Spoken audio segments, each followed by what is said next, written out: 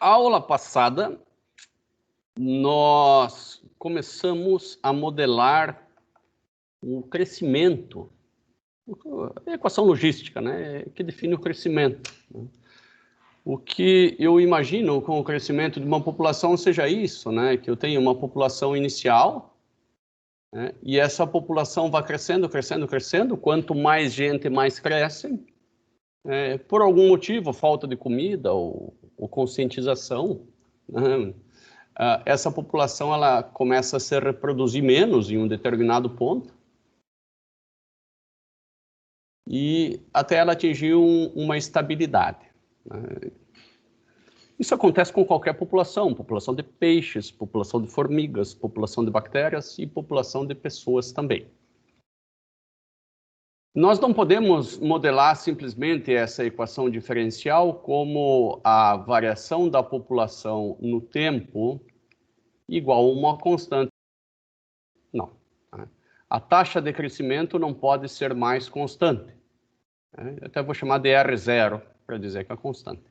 Na verdade, agora a taxa de crescimento vai ser essa taxa constante multiplicado por 1, que não muda nada, né?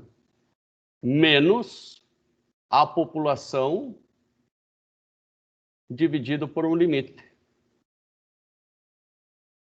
Tá? Isso quer dizer o seguinte, ó. Se eu aplicar uma distributiva aqui, né, eu vou chegar à conclusão que vai ficar igual a R0 menos R0 sobre o limite sobre Y.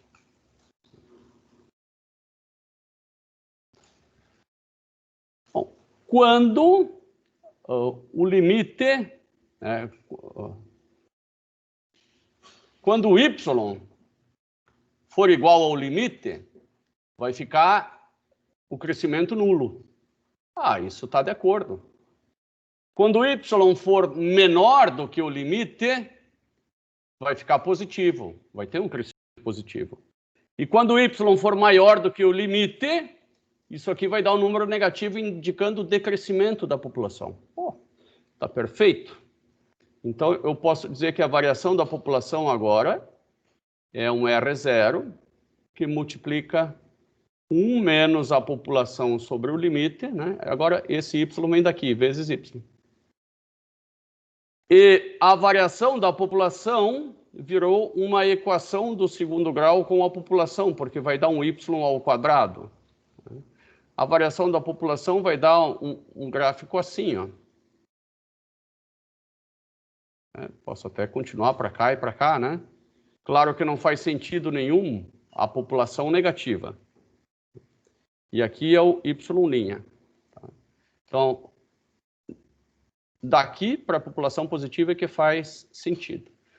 Se eu tenho uma população zero, não varia. Se eu tenho uma determinada população, o crescimento é positivo. Se eu tenho uma determinada, o crescimento é zero, mas não quer dizer que a população diminua, só quer dizer que ela cresce, não cresce nem decresce.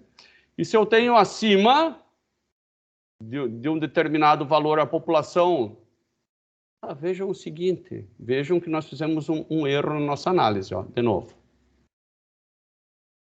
A variação da população pela população é dada por esse gráfico. Se a população é zero, a variação da população é zero, não cresce. Agora, existe um momento aqui, ó, em que a variação da população é máxima.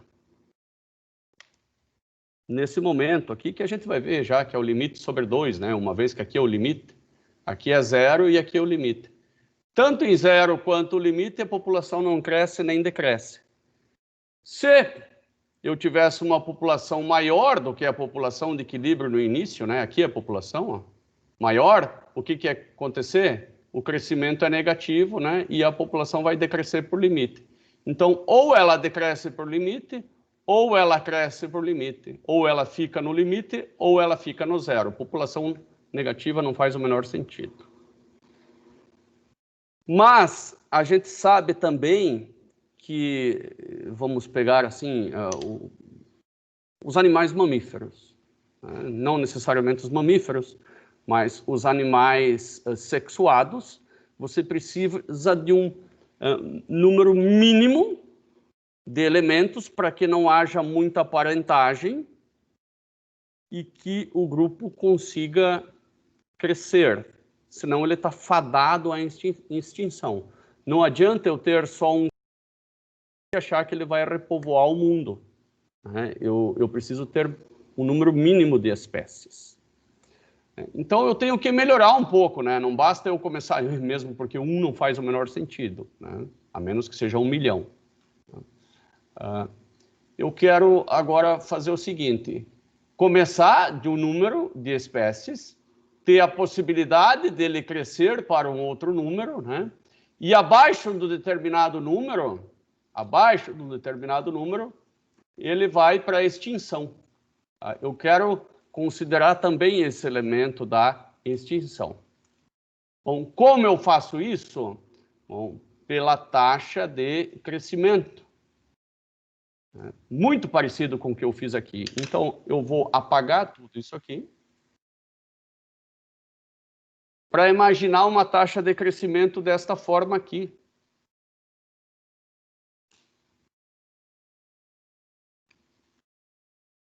Aqui é a variação da população no tempo e aqui é a população. Se a população for zero, não acontece nada. Não acontece nada. Nós vamos indicar aqui 2 momentos, né? Eu vou chamar esse cara aqui de extinção e esse aqui de limite. Naturalmente, o limite tem que ser maior do que a extinção. Bom, se eu tiver um número menor do que o limite para a extinção, ela vai ser extinta, todos os animaizinhos vão morrer. Então, esse aqui me parece ser um gráfico adequado, né?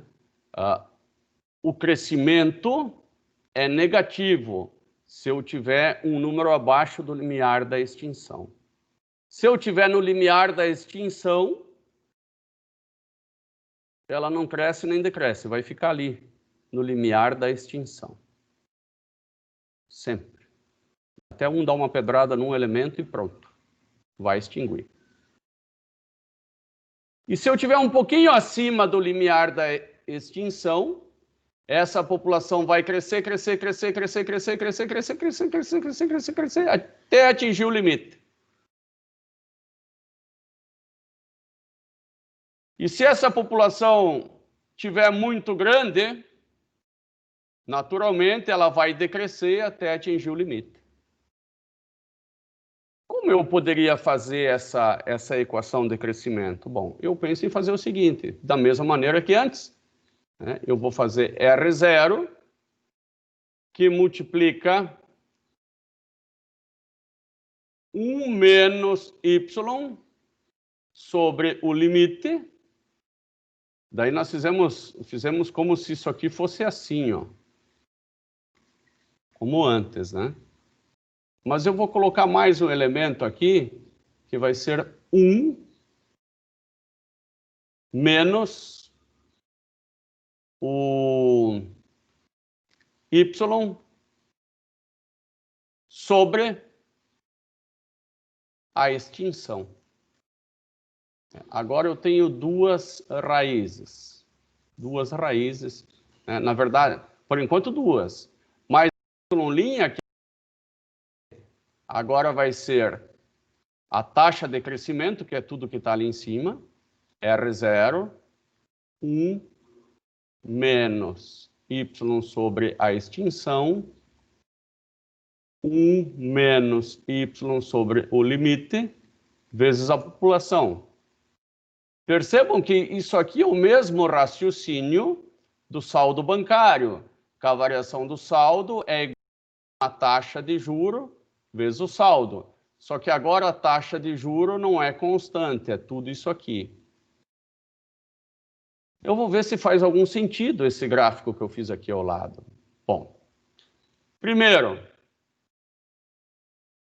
o y, ele vai ficar ao cubo e negativo. Talvez eu tenha que colocar um sinal de menos aqui. Tá? Talvez eu tenha que colocar um sinal de menos ali. Por quê? Bom, se eu tenho uma função assim, ax ao cubo, mais, ou que seja y, né? Mais by quadrado, mais cy mais d, imagine que eu considero uma população infinita. Esse d já é zero, a gente já sabe, mas isso tanto faz. Se a população for infinita, isso aqui não faz nem cócega, o que importa é só o elemento ao cubo. Se o A for positivo, o resultado vai dar mais infinito. Se o A for negativo, o resultado vai dar menos infinito. Aqui tudo está indicando que conforme o y aumenta, a função vai para o menos infinito. Então, esse A tem que ser negativo. Esse elemento que multiplica o A tem que ser negativo. Tá? E aqui vai ficar o quê? Positivo com negativo. Negativo dá positivo. Então, vou ter que botar um menos ainda aqui, só para compensar. Vou reescrever essa fórmula ali acima, só vou apagar uma parte e vou reescrever. Vejam que esse menos vem aqui do meu pensamento. Tá? Uma cor um pouquinho mais escura. Então, eu sei que a variação da população vai ser menos R0, que é a taxa de crescimento intrínseca, aquilo que a gente ia considerar constante, mas não considerou, 1 menos y sobre a extinção, 1 menos y sobre o limite, vezes y. Agora sim, mais com menos, com menos, com menos, vai dar um menos, né? Porque eu sei que ela vai para menos infinito. Quando a população tende ao infinito, a função y' vai para o menos infinito. Então, eu tenho que ter o menos aqui, porque quando a população for para mais infinito, a função vai para o menos infinito. Agora tá ok, simplesmente o menos. E eu vou fazer análise se isso aí está de acordo. Né? Bom, isto daqui é uma equação cúbica, né? Claramente vai dar y ao cubo, o menos y ao cubo. E ela tem 3 raízes. Uma raiz é, vamos pegar de lá, né? É y menos 0. Uma raiz é 0. A outra raiz é epsilon, é só fazer esse igual a 0, vai ser o e, né? E a outra raiz é L. Tem 3 raízes.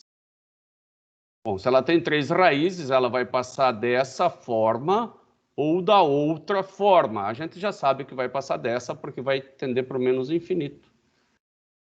Poxa vida, acabamos de modelar o crescimento de uma população com limiar de extinção. Nós podemos agora fazer algumas simulações ainda, né? Iniciando com aqui é o E, tá? E aqui é o nosso L. Tá? Então, se parte acima do E vai para lá, parte abaixo do E vai para cá. Aqui está aquele gráfico que nós acabamos de desenhar. Nós não precisamos nem resolver a equação diferencial para saber como ela vai se comportar. Muito legal isso. Isso se chama análise qualitativa. É muito importante de ser feita. Bom, nós podemos, antes de partir para a próxima etapa aqui, nós podemos fazer, né? Vamos fazer esses gráficos aí.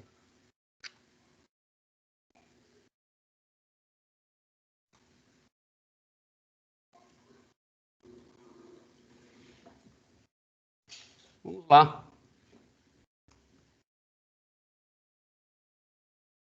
CLC. Close all não é bom colocar aqui. Vamos dar uma espiada lá no gráfico que nós vamos fazer. Nós vamos fazer um parecido com esse. Então, nós vamos variar a população de 0 até 16. E o tempo de 0 até 8, né? As setas começam no 8, de 0 até 8.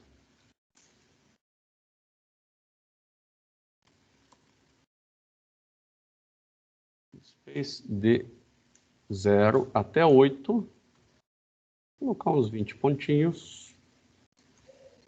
A população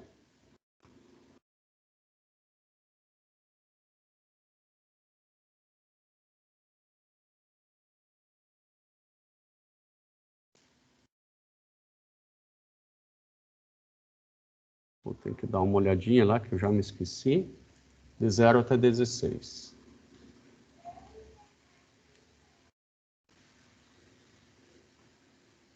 Também os 20 pontos. Vamos precisar do Mesh Grid, não tem jeito. Então, vamos colocar T, vírgula P.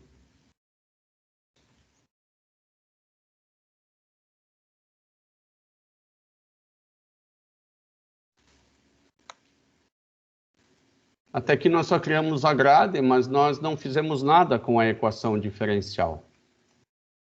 Bom, vamos definir a equação diferencial aqui em cima. Né? Eu vou chamar de dy igual a arroba de t e p e y. Né?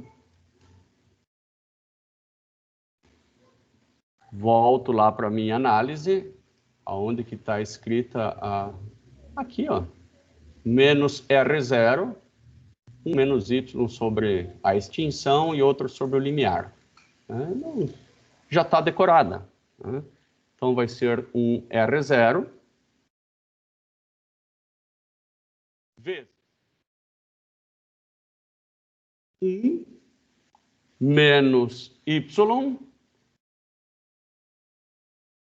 dividido pela extinção. É sempre colocar ponto, é bom colocar ponto vezes em todo.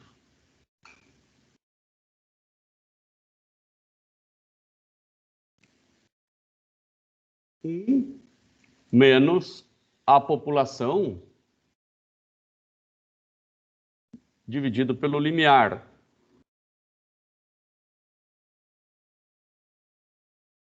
Defini minha função. Eu só não falei quanto que é R0 ainda. Nós vamos ter que colocar ali R0 igual a 2, igual a algum valor, claro. Né? Vamos ter que colocar algum valor para extinção, igual a 10, e algum valor para o limiar, igual a maior do que 10, obviamente. Né? Vamos colocar aqui 10 vezes a população de extinção? Não. A população nós trabalhamos de 0 até 16, então vou colocar a extinção na população de 1 e o limiar eu vou colocar em torno de 10. Esse R0, né, nós vamos ter que adaptar alguns valores, e eles são dados, né, da biologia. Eu vou pegar aqui o R0 que foi usado aqui, se eu não tiver, eu vou ter que ir jogando alguns valores até dar um gráfico decente. Eu vou ter que jogar alguns valores, isso também não vai ser o bicho. Vamos começar com R0 igual a 2.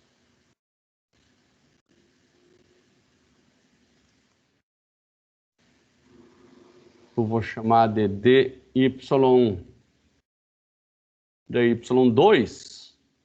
vai ser igual a dy, colocando todos os t's e todos os y's, né? Vou chamar aqui de y, porque eu chamei de p. Obrigado por avisar. Aqui eu tenho que botar um menos, né? Menos, claro. É menos. T e y. E aqui T e y. Agora eu calculei todas as derivadas, né? Todas as inclinações. Vou calcular todos os ângulos. é o arco tangente de y2. E agora eu vou fazer o campo vetorial. Com o comando quiver. Em todos os tempos, em todas as populações, eu vou fazer o cosseno do ângulo e o seno do ângulo.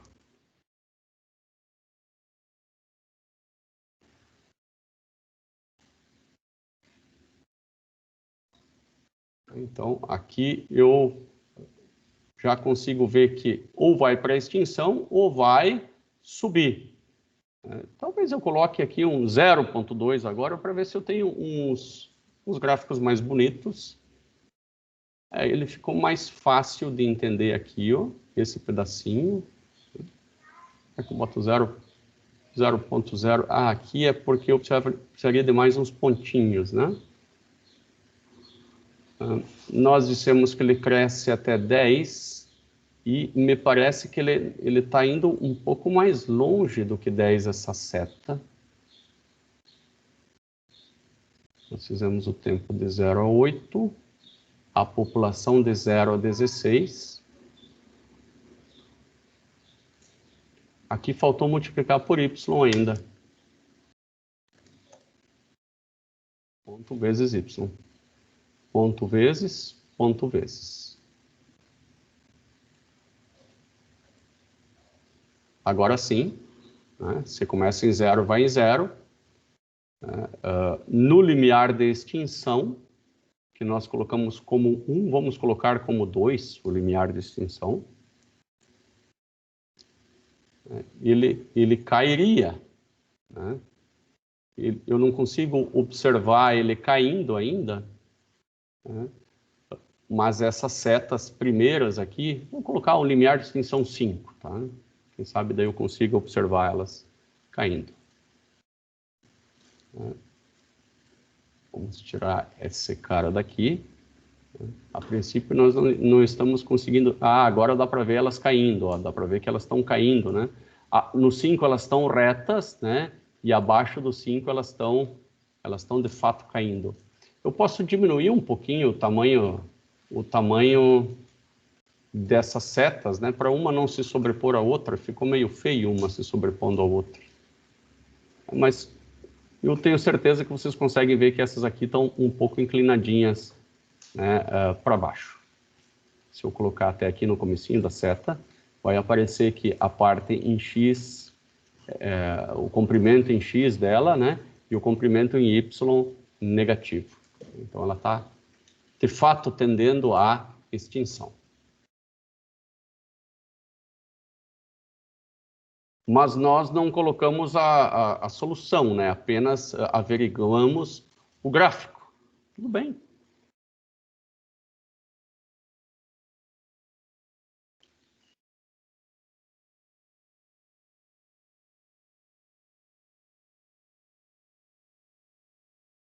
Vou fazer aqui no máximo até 12, não vejo motivo para fazer até 16.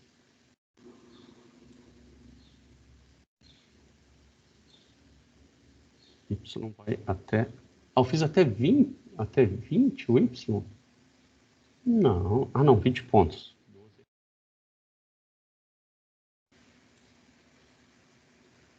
Então ela desce, né? E aqui eu percebo que ela vai, né, conforme ela está aqui, ela vai caindo, né? Todas essas setas eu percebo que elas estão um pouquinho inclinadas para baixo. 14 ou 15 seria o ideal até aqui, para pegar um pouquinho para cima também. Isso aí ficou bom. Essa taxa de crescimento ela tá muito pequenininha. Vamos aumentar ela um pouquinho. Ah, agora olha aqui, ó, agora ficou melhor. Vou aumentar ela um pouco mais. Vou colocar em 1. Agora ficou mais fácil de entender, né, que essas aqui, ó, se tiver em torno de 5, né, ela se mantém constante. Para ele pegar o 5 bem certo, talvez se eu colocasse 21 aqui e não 20, porque vai de 0 até 15, então vai precisar de 21 pontos.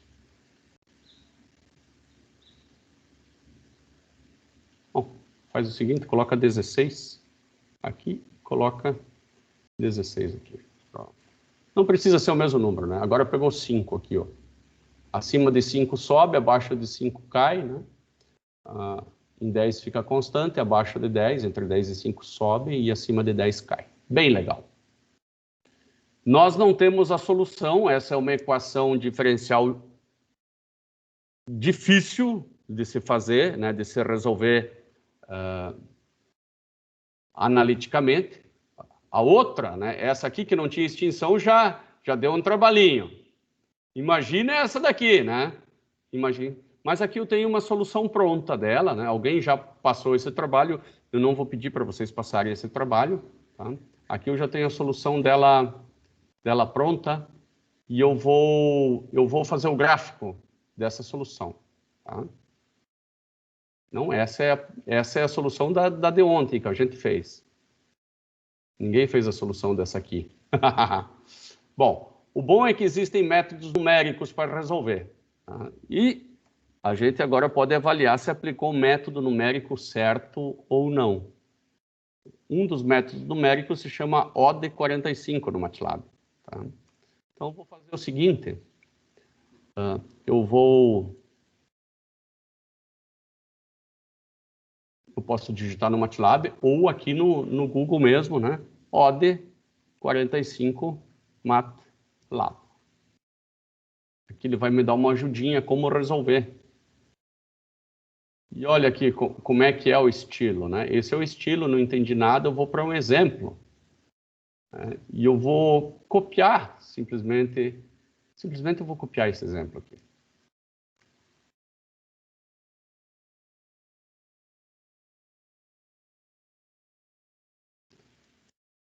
Então, aqui eu tenho o tempo, né? Eu vou chamar de T solução e Y solução. Eles são iguais ao método que eu vou resolver e a função de t e de y, eu já tenho ela. A função de t e de y é esse dy aqui em cima. É a função. O tempo que eu quero dessa função de 0 até quanto?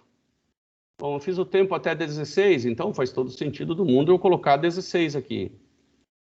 E a condição inicial, tá? Eu ainda não defini, eu vou definir aqui em cima qual que é a condição inicial. y0 igual, para deixar isso um pouco didático, eu vou colocar um controle aqui. Vou dizer que y0 vai variar de 0 até 15, né, passos de 1 em 1.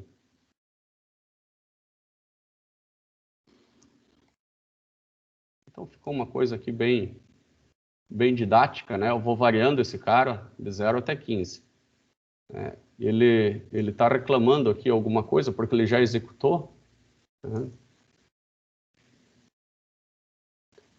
O tspan tem que ter 2 argumentos, tá? Então, você tem que dizer onde começa e onde termina. 0,16. Né? Senão, não tem como. Bom, vamos executar. Né? E foi resolvido, mas não apareceu o gráfico, claro. Eu tenho que mandar ele fazer o gráfico. Então, no gráfico anterior, quando fiz o quiver, eu vou colocar aqui um hold on. E agora eu vou fazer um plot do T solução e do Y solução. Ele me gerou uma tabelona que eu só vou entender se fizer um gráfico, obviamente. E hold off.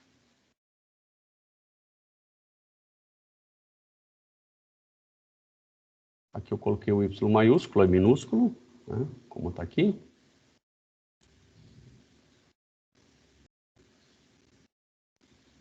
Coloquei 0, vamos colocar uma população de 3, ó. Ali está o gráfico, ó. Esse axis tight, ele não está muito feliz. E outra, o tempo é de 0 até 8 e não de 0 até 16, né? Por isso que deu problema.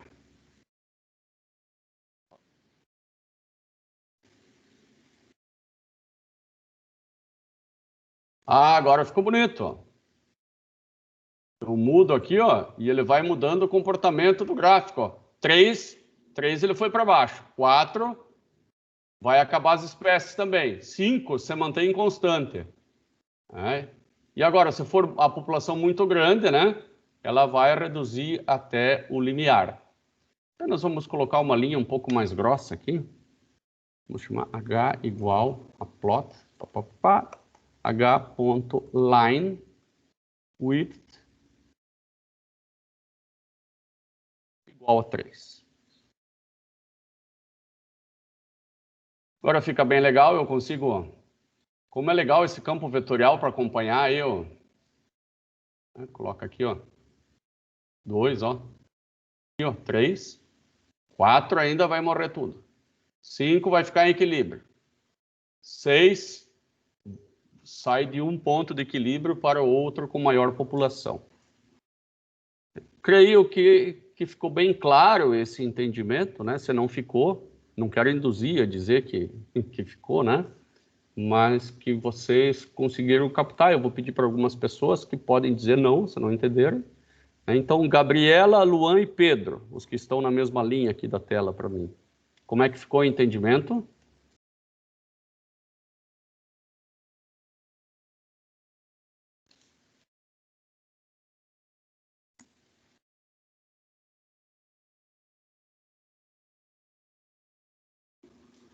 Se estiverem aí, me mandem algum sinal, por favor.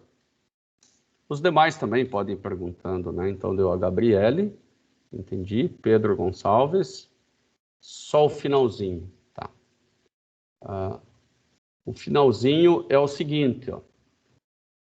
O finalzinho, esta é uma maneira de se resolver. A maioria das equações diferenciais a gente nem consegue resolver na mão do mundo real, tá? Não de forma analítica, e sim de forma numérica. Só que como você vai saber se o computador está te dando a resposta certa, né? Por isso que a gente faz o campo vetorial primeiro e verifica se esse método numérico ele é compatível com esse campo vetorial aqui foi, tá? Você vai ter que entender a solução dessa equação diferencial, ou seja, essa linha, como uma mágica feita com essa função O de 45. A função O de 45, ela exige a equação que a gente fez lá em cima, ela exige o tempo que você quer saber a solução, o começo e o fim, e exige a condição inicial, nada mais justo. E daí ela te fornece uma tabela com valores de t e com valores... Não, olha, ó, a tabela com valores de t e com valores de y, que você consegue fazer esse gráfico. Pedro, Guilherme, eu me fiz um pouquinho mais claro aqui agora?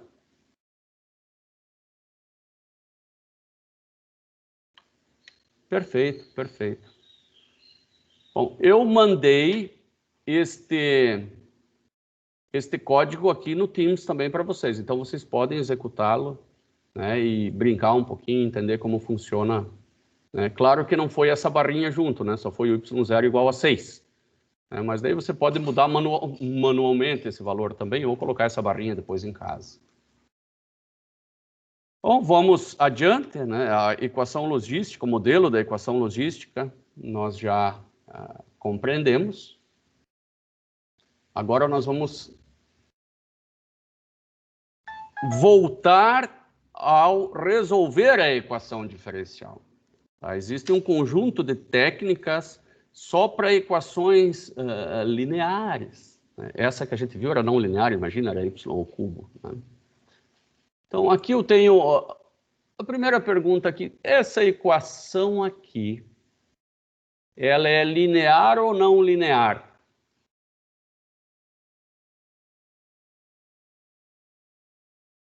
Maiara. Não linear. Perfeito, Luiz Eduardo. Por quê? Porque o y está ao quadrado. Porque o y está ao quadrado.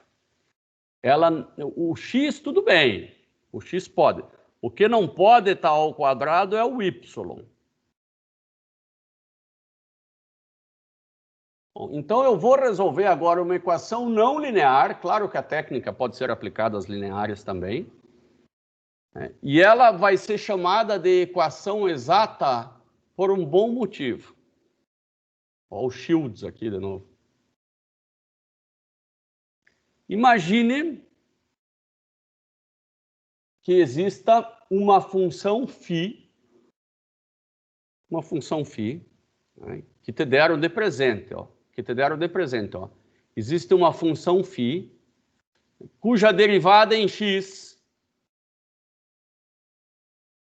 seja essa e cuja derivada em y seja essa. Primeiro vamos testar mesmo se isso é verdade. Se eu tenho uma função φ de x e de y, qual que é a derivada de φ em relação a x? Não tenho dúvida que é 2x mais y². Bom, em x, beleza. Qual que é a derivada com ela em relação a y? Bom, isso aqui vai dar 0, 2xy. Em y, beleza. E aqui todo acordo. Mas e o que esse φ tem a ver? O φ diretamente não. Mas perceba que aqui eu tenho... Claro que aqui foi um vislumbre, a gente já vai ver como descobrir isso. Foi um vislumbre que existe uma função que derivada em relação a x dá essa primeira parte da equação. E existe uma função que derivada em relação a y dá essa segunda parte da equação.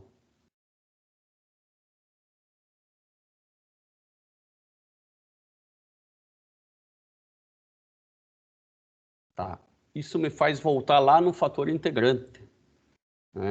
Imagine que eu tivesse uma função assim, φ, que eu tenha que derivar ela em relação a x. Só que eu tenho que lembrar que essa função φ, ela é função de x e de y de x. Ou seja, bem no fim, ela é função só de x. Bem no fim, ela é só função de x, porque ela é função de x e de y de x. Ela só é função de x.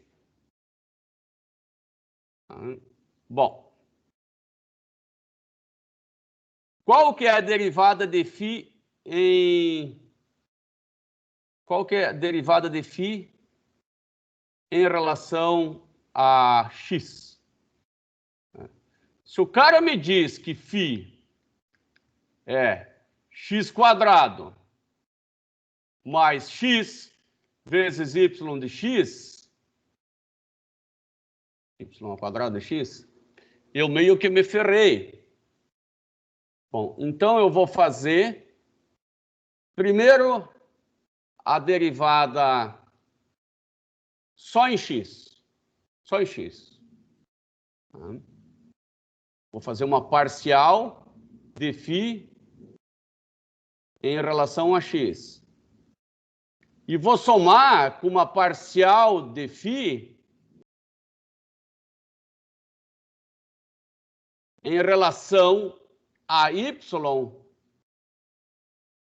vezes dy dx. É assim que eu vou calcular a derivada dessa função φ, que é função de x e de y de x. Bem, no fim, ela é só função de x. Como é que eu acho a derivada dela com relação a x? Primeiro eu faço a derivada parcial dela com relação a x. E depois eu faço a derivada parcial dela com relação a y e multiplico por dy dx.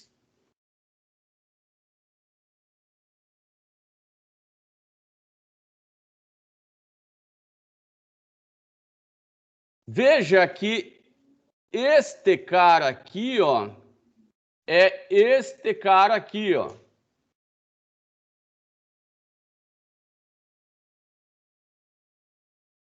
E este cara aqui, ó, é a derivada, é essa parte aqui, ó.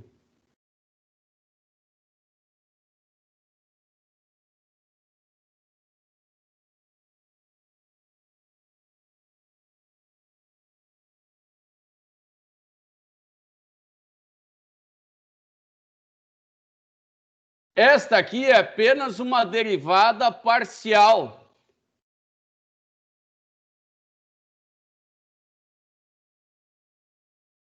Tá? Então, eu tive que usar desse método aqui para encontrar a derivada de φ em relação a x. Bom, neste caso, alguém deu de presente para mim o valor de φ de x e de y de x. Alguém deu de presente. E eu sei que a derivada desse φ com relação a x é igual a zero, né? Por causa do zero lá em cima. Agora eu integro dos dois lados. O lado de cá vai ficar uma constante e aqui vai ficar, né, o que está aqui dentro. E esta é a solução. Não foi dado condição inicial, nada, né? Esta daqui é a solução. Eu poderia isolar o y aqui sem dificuldade nenhuma, só que vão ficar duas soluções, uma mais raiz e outra menos raiz. E como eu enxergo essas soluções? Né? Existem várias maneiras de eu fazer esses gráficos. Eu vou fazer agora o gráfico dessa solução aqui. X² mais xy ao quadrado igual a c. Né? C pode ser qualquer coisa.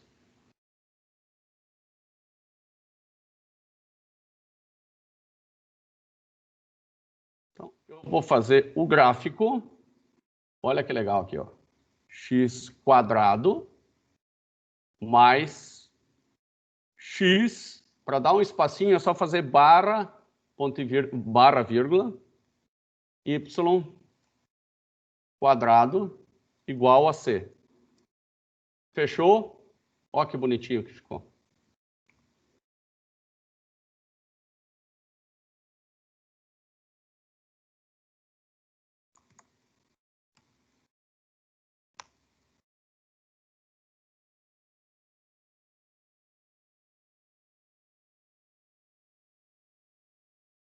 Eu vou fazer o gráfico de C. Vou fazer o C ser função de x e de y. Ó, C de x e de y. Né? Eu acho que isso aí vai funcionar. Ó. C igual a arroba xy igual a x ao quadrado mais x ponto vezes y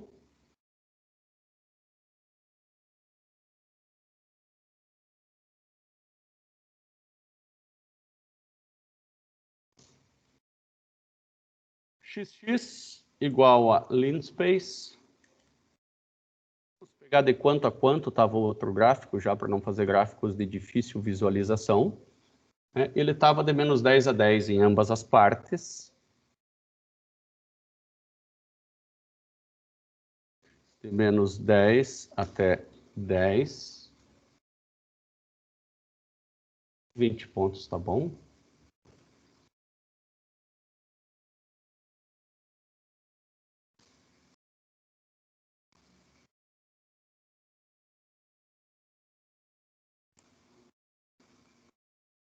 Y, x, y. De novo, mesh grid.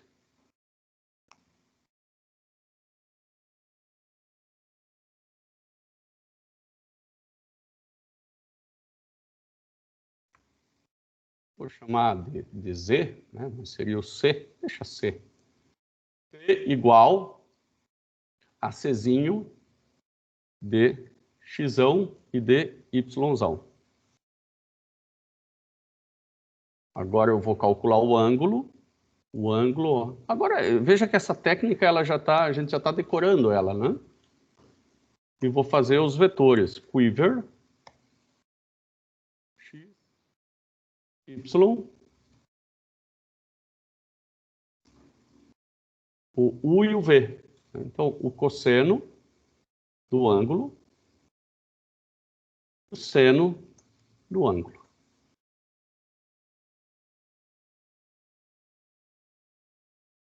Não botei ponto e vírgula, né?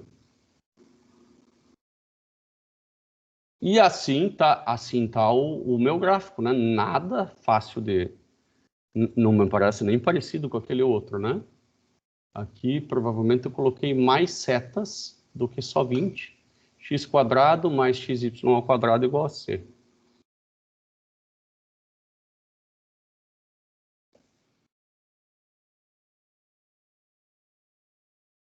Então, eu vou colocar mais setas. Vamos colocar umas 50. Bem que eu acho que não é isso, não. X quadrado mais x vezes y ao quadrado. Não deveria ser necessário.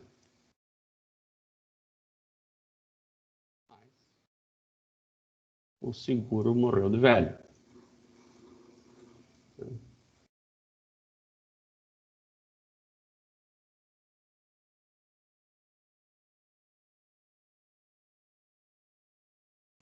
E ainda axis type.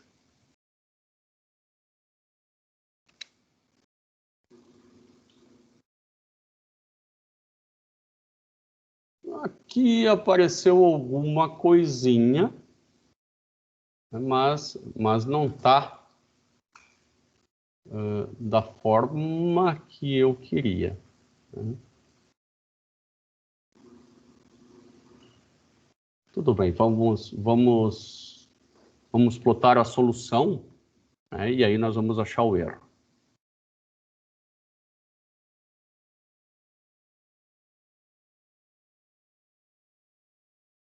De menos 10 a 10, de menos 10 a 10. Né? E agora nós vamos...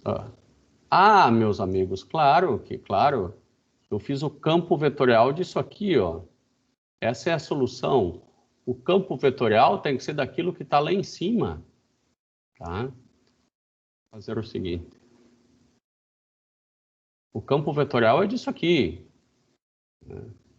Eu vou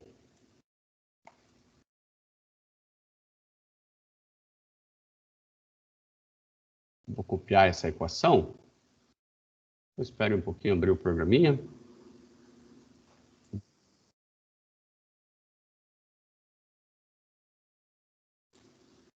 O campo vetorial é y'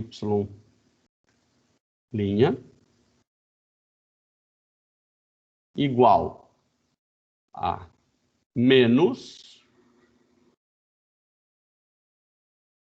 ação 2x mais y quadrado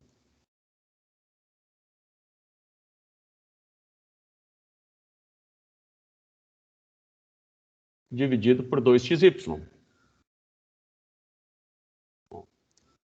Eu estava louco para cortar esse 2 com esse 2, mas não dá. Né? Então, vamos ver 2xy menos y quadrado menos 2x. Está certo, né? Se botar um parênteses aqui, está certo. Então, quero copiar como látex.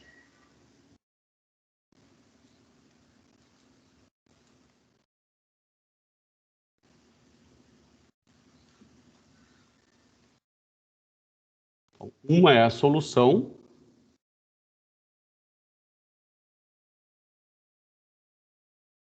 E esse é o campo vetorial. Tá? Então, o campo vetorial eu vou chamar de dy, nada mais certo, né? Que é função de x e de y. O cara tem toque assim. E menos 2 vezes x mais y ao quadrado. Dividido por 2 vezes x vezes y.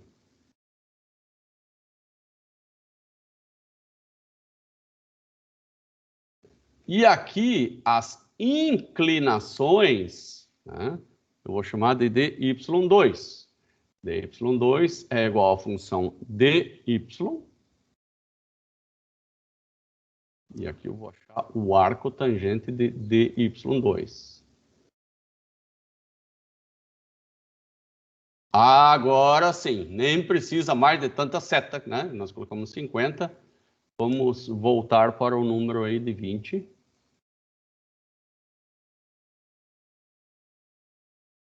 Agora sim, agora sim, agora tá legal. Tá? Porque este dy são as inclinações. E este c é a solução.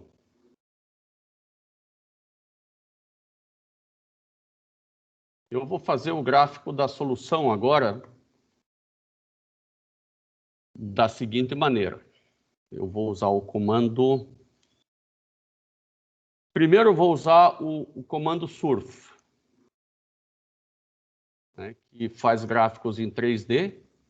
Talvez o mesh... Não, surf. Ele faz gráficos em 3D, né, onde eu coloco o eixo X, né, os valores de X, os valores de Y e os valores de Z, né, que aqui eu chamei de C. Eu acho que não é um nome legal C, vamos chamar tudo de Z, porque senão a gente vai confundir com esse C aqui, ó. Melhor não. Então eu chamei ele de Z aqui, e aqui eu vou chamar ele de Zzão. E o Zzão, ele é igual ao Zzinho, substituído o X grande e o Y grande.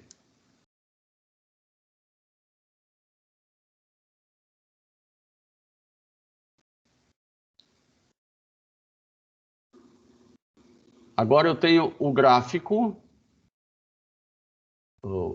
de contornos, ou de setas, né, de inclinações, e o Z.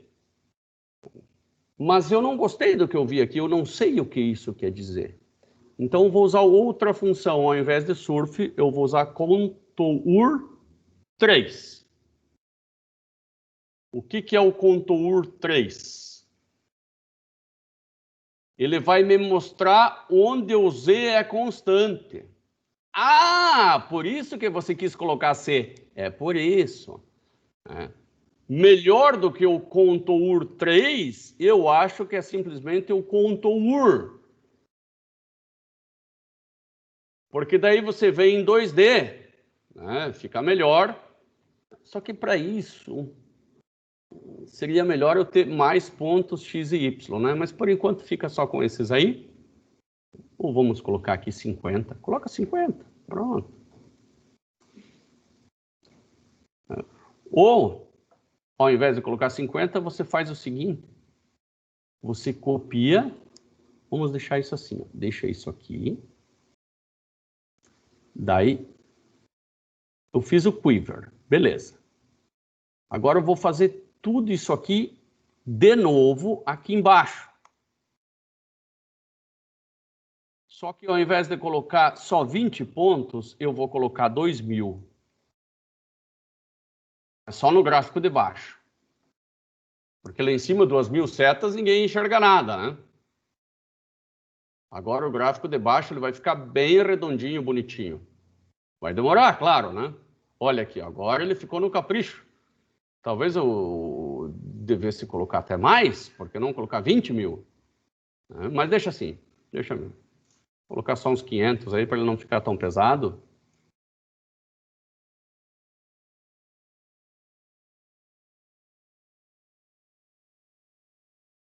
E ainda tem uma opção de mostrar os números, né? Então, eu vou ver quais as opções que eu tenho do contour. Como eu não me lembro de cor de tudo, eu vou digitar aqui, né, na ajuda contour. Contour. Propriedades. Me parece uma boa pedida. A largura da linha, tal, tal. Eu quero que ele apareça os valores.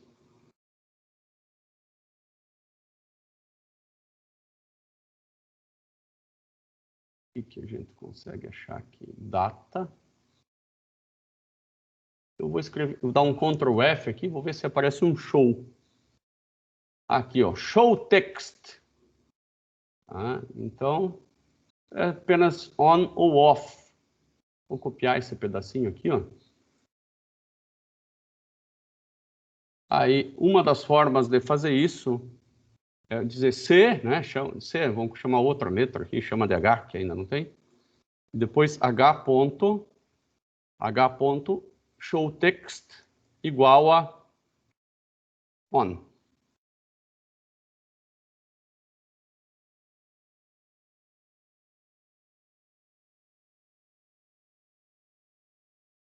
Ele não aceitou, então ele vai aceitar de outra forma. Quando não aceita assim, é porque ele é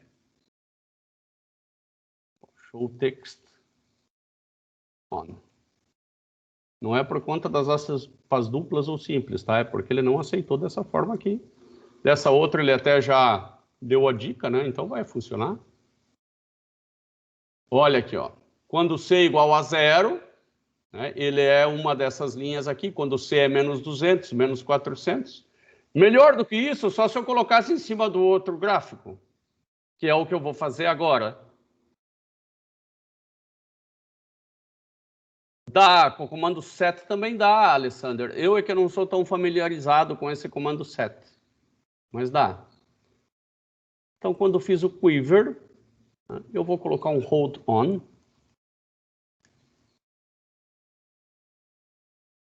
Aí eu vou fazer o contorno do mesmo lugar e aí hold off. Vai ficar bem legal daí.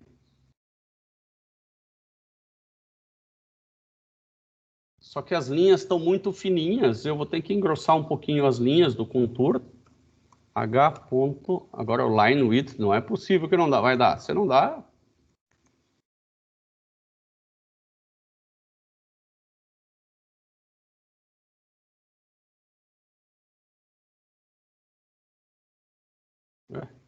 ele não vai aceitar. Bom, também é legal, eu poderia colocar line width dentro do parênteses, mas eu vou mostrar o contour F, né, que o F é do fill de preencher. Daí ele fica só que daí não aparece as setas, né? Mas então ele fala aqui, ó, de 0 a menos 200, né? É legal, legal. Eu vou colocar acho que vai funcionar, alfa 0.2, né? O alfa da transparência.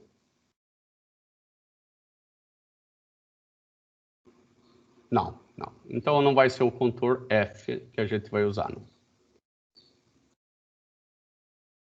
O contour, né? E aqui eu vou colocar line width igual a 3. Me falta que tem que ser entre aspas isso. Número normalmente não é entre aspas, é.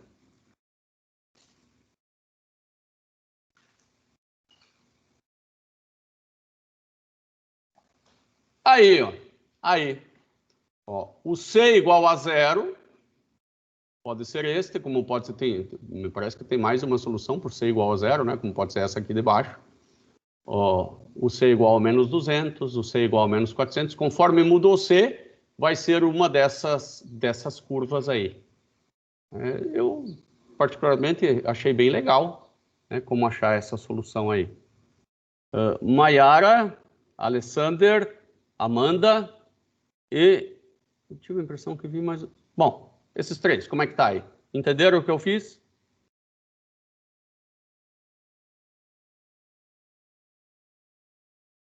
Entenderam que o gráfico da linha é o gráfico da solução e o gráfico da seta são as inclinações. Fala, Maiara, qual que foi a tua dúvida?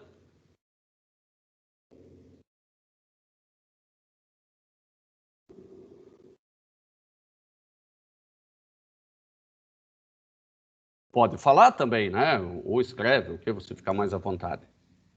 Às vezes não pode falar porque tem outra coisa acontecendo em casa. O coloring. Ah, sim, sim. Sim, sim, sim, sim. Né? O que dá para fazer, você tem razão. O que dá para fazer ainda é colocar um color bar. Ao invés de colocar o texto, dá para colocar. Eu escrevi errado, olha, está até me ajudando. Eu não vou tirar o texto, né? Mas ao invés de tirar o texto, você pode colocar. Vou tirar o texto. Tá? Eu acho que sim, o texto polui um pouco. E se deixar assim, fica mais legal, né? Pela cor, você sabe o valor de C. Eu, particularmente, não gosto desse padrão. Eu uso, antes do color bar, color map. Você pode criar o teu mapa, mas eu gosto desse jet, que o menor é azul e o maior é vermelho. Me parece mais intuitivo. Então, eu já sei que os vermelhos, né, são os maiores e os azuis são os menores, né? Dá para ver pelo mapa. Eu posso até deixar isso aqui simétrico usando o comando caxis, né? caxis. Eu não me lembro de cor dele, né? Mas ele já dá a dica, limites. Eu vou fazer de menos 1000 até 1000. Para não ficar com esse automático, que nem sempre é legal.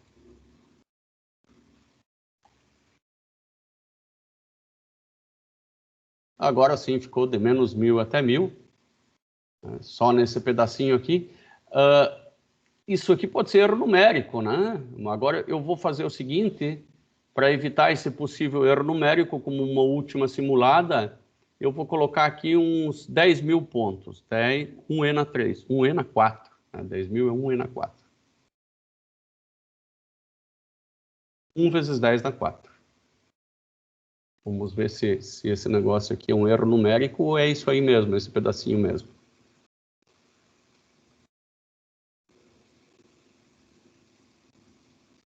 Eu judiei dele agora, claro. Mas ele é forte, ele aguenta.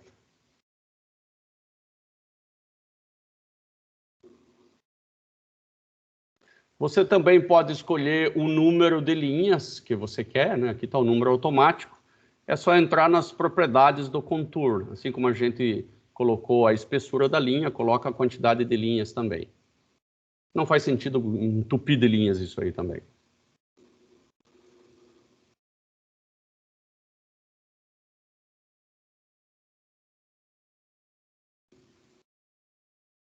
Vamos esperar mais um pouquinho, né? Se não sair, é porque eu judiei demais. Enquanto isso, eu vou copiar esse cara aqui e vou mandar aqui. Pelo jeito ele terminou. Não.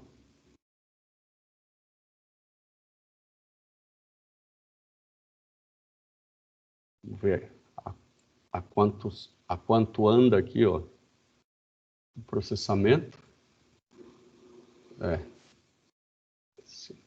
Até que o processamento não está tanto, mas a memória que está. Enquanto ele faz e deixa tudo mais arredondinho, nós vamos um pouquinho adiante. Professor? Sim. Ali tipo assim, no slide ali ele fala que uma possibilidade seria x ao quadrado mais x vezes y ao quadrado. A minha dúvida é se existe outra possibilidade para essa equação também. Existe mais 2. Porque se derivar ela em relação a y, né? Existem infinitas. E eu não expliquei ainda porque ela é exata, Pacheco. Que bom que você fez essa pergunta que me fez me lembrar, né, o porquê que ela é exata. Ah, sim. Tá? O que define uma equação exata é quando, veja que eu tenho um termo sem a derivada, né, um termo puro em função de x e y, e outro termo puro aqui multiplicando a derivada. Tá? E vocês se lembram que isso era o quê? Era a função em relação a x, mais essa função mágica em relação a y, vezes y'. Igual não interessa o quê? Não interessa o quê? Tá? Agora, essa função vai ser exata quando a derivada da primeira em relação a y, ou seja, for igual à derivada da segunda, tipo a derivada com relação a x, né? Quando essas duas forem iguais, ela é exata. Quer ver? Eu vou pegar essa aqui e derivar em relação a y. Vai ficar 2y. Eu vou pegar essa aqui e derivar em relação a x. Vai ficar 2x. Então, quando eu tenho uma equação diferencial do tipo m de x e y, vou colocar aqui mais embaixo, aqui, m de x e y mais n de x e y vezes y' é igual a 0, se a derivada de m com relação a y for igual à derivada de n com relação a x, ela é chamada de exata. Ah, entendi, então. Perfeito.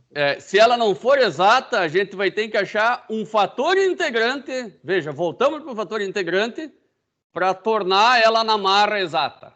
Ah, perfeito. Então, a primeira técnica foi dar de presente uma exata, né? Porque a exata a gente pode dizer, né, que isso aqui é igual à derivada da função em relação a x.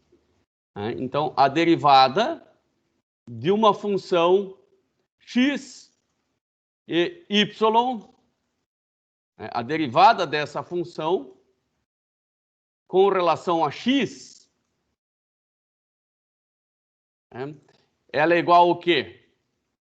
Ela é a parcial da função com relação a x mais a parcial da função com relação a y vezes dy dx. É uma espécie da cadeia que eu fiz aqui com dy dx, né?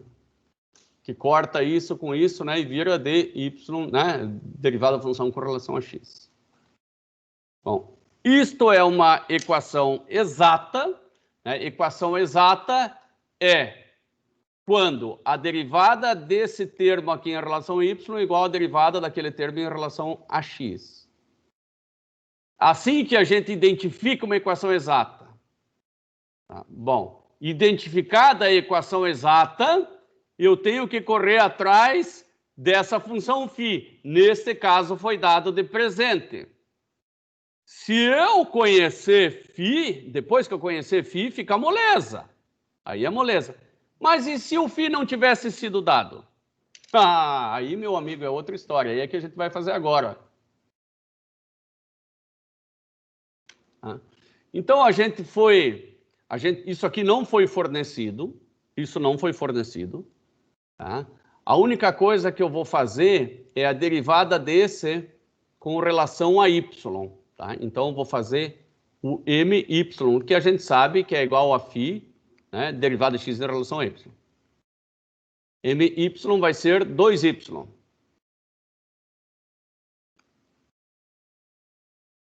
Esse aqui eu vou chamar de n agora. Eu vou calcular nx, que é φ de yx. Né? Derivar, a ordem da derivada, tanto faz. Né? Aqui vai dar 2y. Pronto. M igual a n. A equação é exata. Se a equação é exata, eu posso aplicar esse golpe aqui. O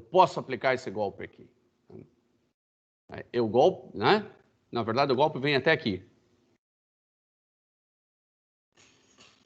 Bom, mas eu tenho que encontrar φ.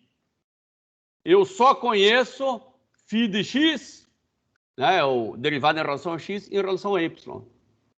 Como é que eu faço para encontrar φ? Bom, eu sei que φ é igual a integral de 2x mais y quadrado, né? A integral disso aqui com relação a x. Tô certo, né, Pacheco? Sim. Sim. Ou a integral disso aqui com relação a y. Então, eu vou descobrir que φ é igual a x quadrado mais y quadrado vezes x. Ó, a integral disso aqui é x quadrado. A integral desse aqui, bom, é com relação a x. Então, vai ser x, y, né? Até tá batendo com essa aqui, né? Só que tem um mais, e não é só mais c. Tem mais uma função de y apenas, que pode ter um mais c perdido ali. Φ. Por quê? Porque a derivada desse φ, todo ele, com relação a x, vai dar isso aqui. Pode ter um φ de y sendo somado ali. Eu não posso que nem um mamute pegar e dizer que φ é isso e sumir com o resto. Bom, agora eu vou pegar este φ aqui, que eu encontrei, e vou derivar ele com relação a y. Este φ que eu encontrei com relação a y, claro que vai ter que dar igual a esse cara aqui, é óbvio, né? Então vamos ver se dá. Vai ficar 0, mais 2yx, já deu a primeira parte. Só que tem ainda mais um φ de y com relação a y.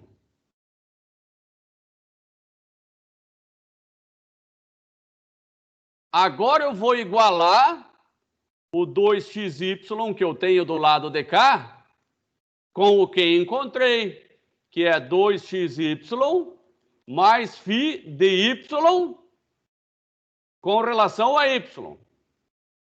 E aqui eu acabei de descobrir que o φ de y com relação a y igual a... Aliás, aqui é filhinha, né? O filhinha, né? Porque aqui foi derivado lá de cima, né? Então, a filhinha de y, ou φ, esse aqui, né? Igual a 0. Então, eu descobri que φ de y é igual a uma constante.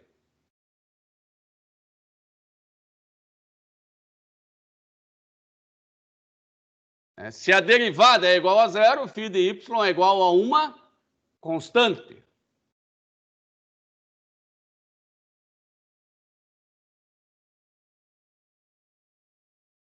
Então, aqui vai ficar mais c. Né? Eu já sei que aqui é mais c. Perfeito? O meu problema agora está em determinar esse c. Que tal eu integrar essa parte aqui com relação a y agora? Então, eu vou encontrar φ de outra maneira. Eu vou dizer que φ é integral de 2xy com relação a y. Então, φ vai ficar x y ao quadrado, xy ao quadrado, claro, mais um φ de x.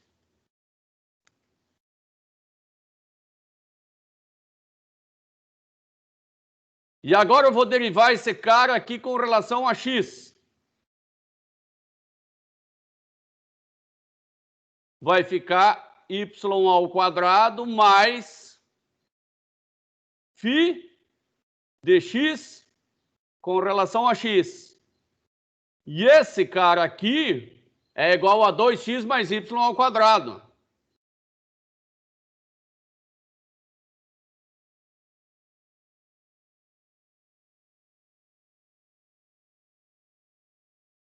Eu acabei de descobrir que φ, né, que a derivada da função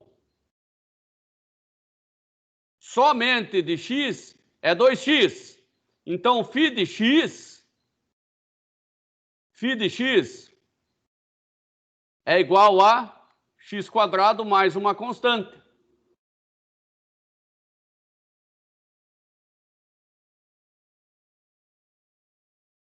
Você está me acompanhando, Pacheco?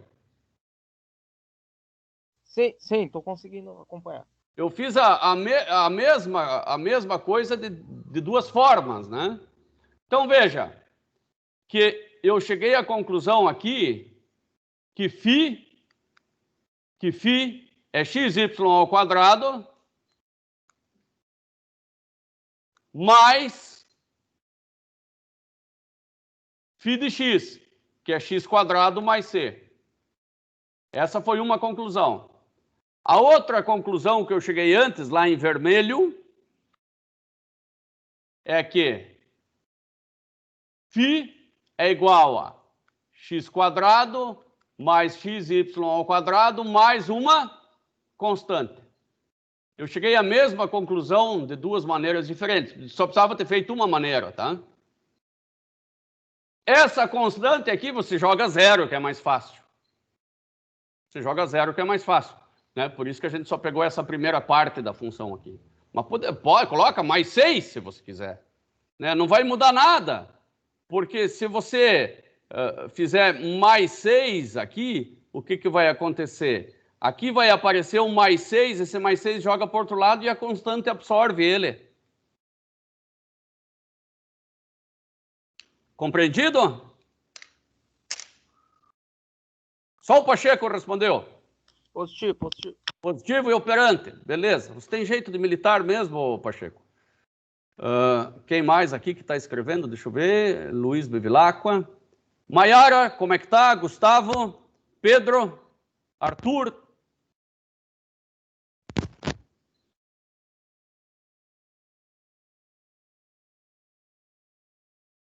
Bom, o objetivo da aula de hoje foi equação do crescimento, equação logística e equações exatas. Creio que o objetivo foi atingido. Qualquer dúvida, vocês vão perguntando por aqui ou pelo WhatsApp. Tá? O exercício, hein? Pegar aquele livro lá do Zil, ou qual que é ou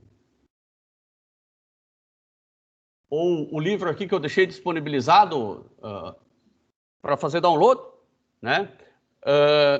E exercício. Qual livro que é melhor? Bom, eu gosto muito do livro do Zil, como eu falei, tá?